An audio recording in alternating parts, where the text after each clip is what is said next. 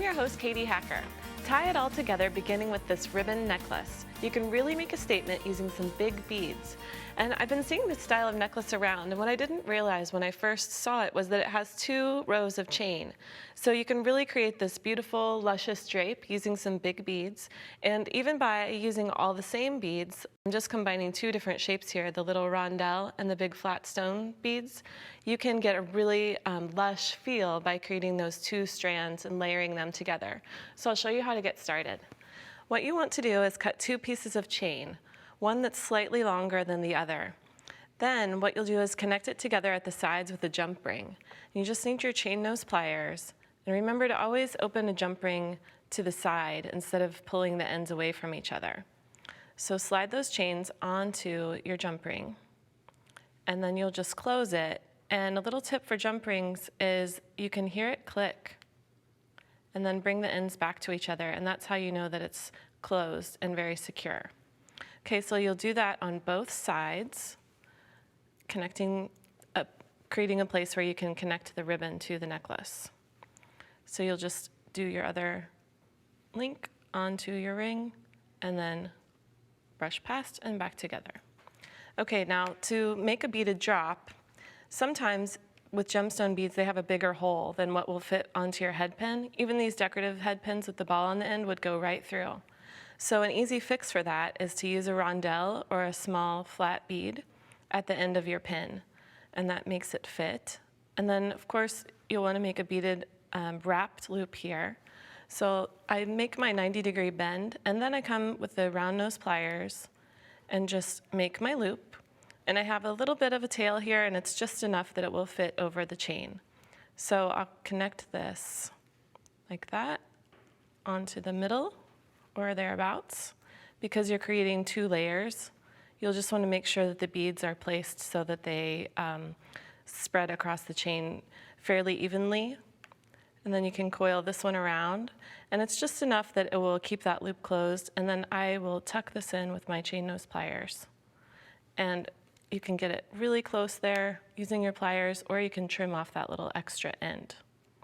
So press that, and then you would just create your layered effect, do your first row, and then place the top ones in between your bottom row. Now to attach your ribbon, what you'll do is, if you look at this necklace, you can see that the ribbon is passing through both. Over here is the fold. So I cut a long piece of ribbon and put the center of it here at this jump ring. Then let me untie this so you can see what's behind.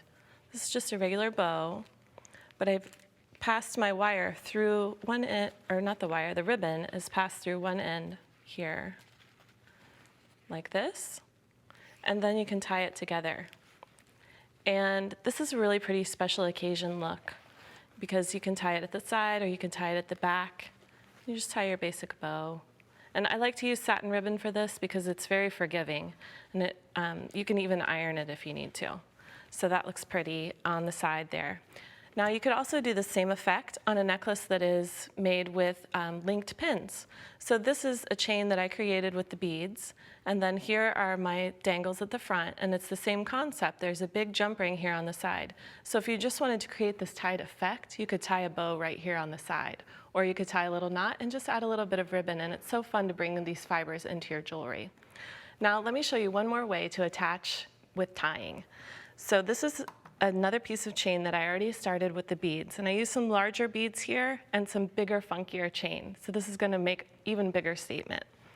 What you'll do with this is use some leather cord to the side. So to attach it, you just fold it through the last link on the chain with a little bit of the leather extending, like this.